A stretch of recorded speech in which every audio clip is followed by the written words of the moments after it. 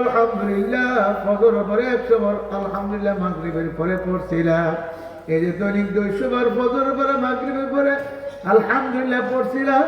আমি আল্লাহ 200 যুদ্ধের ঘোরা চক্র করো সব প্রতিদিন আমল নামে দান করছি।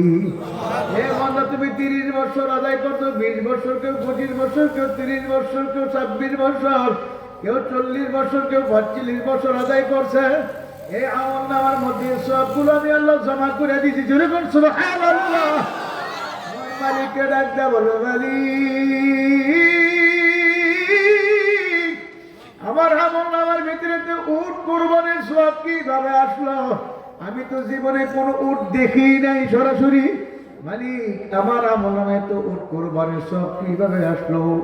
আমার মালিক বলবে, বান্দা বান্দে প্রত্যেকদিন ফজর করে 100 বার আল্লাহু আকবার, 100 বার মাগরিবের পর আল্লাহু আকবার পড়ছিলেন? বলে হ্যাঁ পড়ছিলাম। এ বান্দা বান্দি 20 বছর, 25 বছর, কেউ 30 বছর, কেউ 28 বছর, কেউ 32 বছর পাঠ করছো।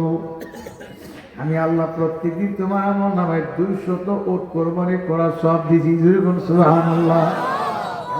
আমল নামার ভিতরে হাজার হাজার হজ উমরার সওয়াব। একদিন বলবে, মালিক আমি তো ঠেলাওয়ালা, কুলি মজদুর, রিক্সাওয়ালা, ভ্যানওয়ালা ছিলাম, আমি গরিব মানুষ ছিলাম, আমার তো বিকি ছিল না, আমি হজও যেতে পারি না, উমরায় যেতে পারি নাই, কিন্তু আমার আমল নামে তো হজের সওয়াব, উমরার সওয়াব কিভাবে আসলো? আমার মালিক বলবে, বান্দা বান্দি প্রত্যেকদিন ফজর করে জিকির করতে করতে যখন সূর্য উঠিয়া গেছিল তখন একসাথে নামাজ পড়ছিলাম? বলে হ্যাঁ পড়ছিলাম। আমার বিশ্বাস হুজুর বলছিল প্রত্যেকদিন এরশাদের নামাজ জন্য আমি নাসারি, আওয়ামীর নামাজ জন্য আমি নাসারি। হে মাওলা, আমার শায়েখের কথা হচ্ছে আমি এই আমলগুলো করছিলাম। আমার আল্লাহ বলবে, বান্দা বান্দি তুমি যে প্রত্যেকদিন এরশাদের নামাজ পড়ছো, আমি আল্লাহ প্রত্যেকদিন তোমার আমল নামায় একটা কবুল হজ আর একটা কবুল উমরার সওয়াব দান করছি। হে আমার মুরব্বি বাবারা, যুবক ভাইয়েরা, পর্দার আল্লাহর মা বোনেরা, আল্লাহ রাব্বুল আলামিন যখন বান্দাবান্দির দিকে তাকায় রইছে, বান্দাবান্দি যখন আমার আল্লাহকে আল্লাহ ডাক দেন, আমার মৌলা বান্দাবান্দিটাকে জবাব না দিয়ে পারে না। উদউনি আস্তাজিব লাকুম। আমার মৌলা বলে, বান্দাবান্দি আমার ডাকো, আমি ডাকে জবাব দিব। জোরে বলুন সুবহানাল্লাহ। আমার মৌলা বান্দাবান্দির দিকে চাইয়া রইছে, বান্দাবান্দির সঙ্গে আছে অফি আনফুসিকুম আফালা তুবসিরুন। আমার মৌলা বলে, বান্দাবান্দি আমি তোমার সঙ্গে আছি, তুমি কেন আমাকে দেখো না? আমার মৌলা তো বান্দাবান্দির সঙ্গে আছে। আমার মৌলা বান্দাবান্দির দিকে তাকায় রয়েছে। কখন বান্দাবান্দি আল্লাহকে আল্লাহকে ডাক দে, বান্দাবান্দি আমার আল্লাহকে জিকির করে। আমার মৌলা বান্দাবান্দির দিকে চাইয়া বলে, বান্দাবান্দি আয়। এ বান্দাবান্দি তুই যখন আমাকে আল্লাহ আল্লাহ করে ডাকো, আমার কুদরতি বরানটা ঠান্ডা হয়ে যায়। আমি তোকে রহমতের কুলে নিয়া ভারি। আমার মাওলা তো বড় খুশি হয়ে যায়। আল্লাহ যখন আল্লাহু আকবার আল্লাহ আল্লাহ, বান্দাবান্দি আল্লাহ আল্লাহ ডাকে আর চোখের পানি ছাড়ে। আমার মনে ফেরেশতাদেরকে বলে, ফেরেশতারা চাইয়া চাইয়া দেখো, আমার বান্দাবান্দি আমাকে আল্লাহ আল্লাহ আল্লাহ কইয়া ডাকে। ও ফেরেশতারা, উশহিদুকুম আন্নী কদ গাফারতু লাকুম, তোরা সাক্ষী থাকো রে, আমি আমার বান্দাবান্দির পিছনে গুনাহ মাফ করিয়া দিলাম। আল্লাহর মাওলা যখন গুনাহগুলো মাফ করিয়া দেয়, আমার মাওলা বলে, আমি সমস্ত গুনাহকে নেক দিয়ে পরিপূর্ণ করিয়া দিলাম। জোরে বলুন সুবহানাল্লাহ। আমার মাওলা কেমন দয়ার মাওলা, কেমন দয়ার মাওলা। বান্দাবান্দি আমার মাওলাকে আল্লাহ কে ডাকে, সুবহানাল্লাহ কে ডাকে, আলহামদুলিল্লাহ কে ডাকে, আল্লাহু আকবার কে ডাকে। বান্দাবান্দি আমার মাওলার সামনে দাঁড়ায় আল্লাহু আকবার বলে নামাজে দাঁড় হয়ে যায়। আমার মাওলা বান্দাবান্দি দেখে দেখে দেখে দেখে, আর আমার মাওলা ফেরেশতাদের বলে, ফেরেশতারা তাকায় দেখো, তোরা তো নিষেধ করছিলে মানুষ বানাবার দরকার নাই, এবার দেখো তাকাই আমার বন্দার আমার সামনে কিভাবে দাঁড়ায় গেছে। পুলিশও লাগে নাই, আর্মিও লাগে নাই, বিডিআরও লাগে নাই, বিজিবিও লাগে নাই, কোনো চিতা কোবরা র্যাব কিছুই লাগে নাই।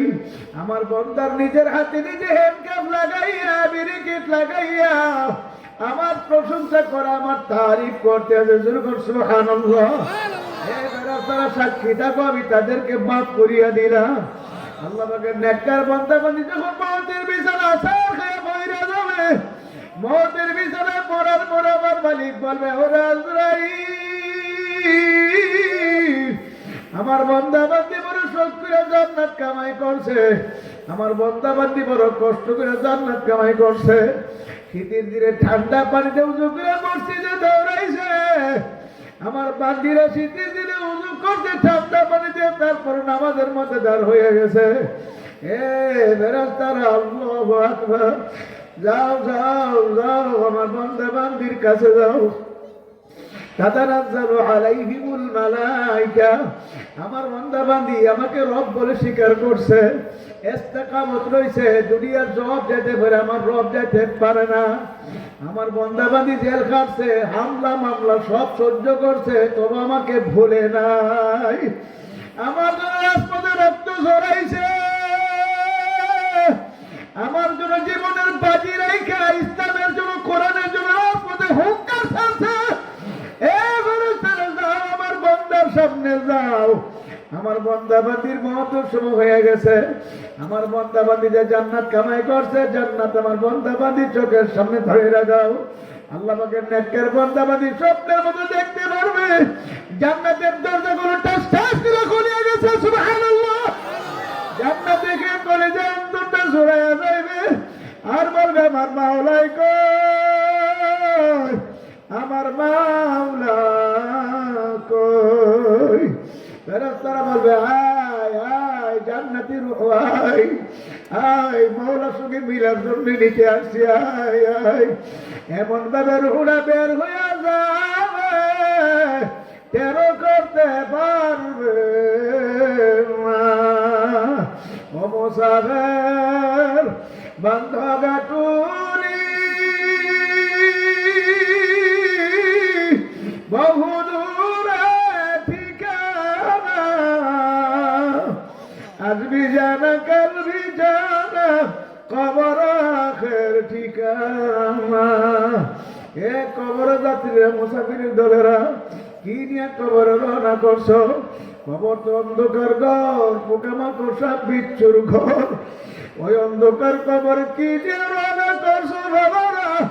যদি আবার মালিকের ভুলিয়া গুনার কাটি লইয়া কবরে যাও, ওই কবরের জাহান্নামের আগুন ভরিয়ে যাবে, ৯৯টা সাপ কবরে হা করে তাকিয়ে থাকবে।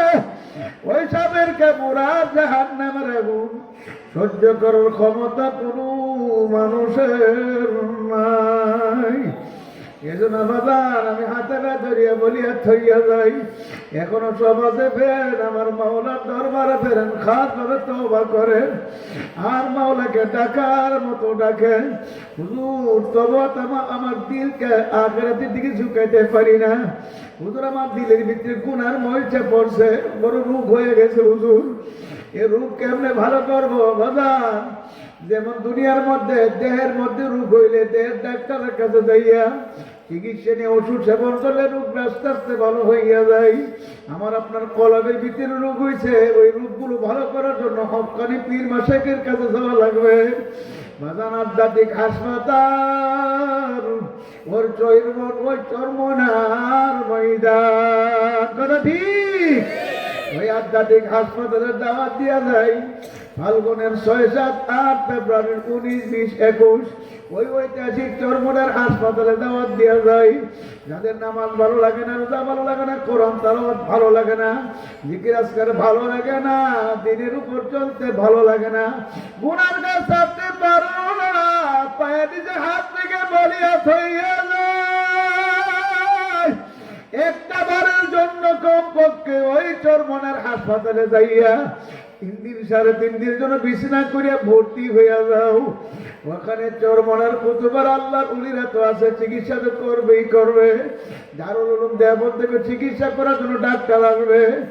ঢাকার থেকে বিভিন্ন জায়গা থেকে বিভিন্ন বড় বড় মাদ্রাসার উস্তাদরা হুজুর কোন চাইবে আধ্যাত্মিক চিকিৎসা করার জন্য। ওই আধ্যাত্মিক চিকিৎসা কেন্দ্র চরমনার ময়দানে যাওয়ার জন্য কারা কারা নিয়ত করতে পারি? নারে তাকবীর, নারে তাকবীর। আল্লাহ আমাদের চরমনার ময়দানে যাওয়ার তৌফিক দান করুন। সবাই বলুন আমিন।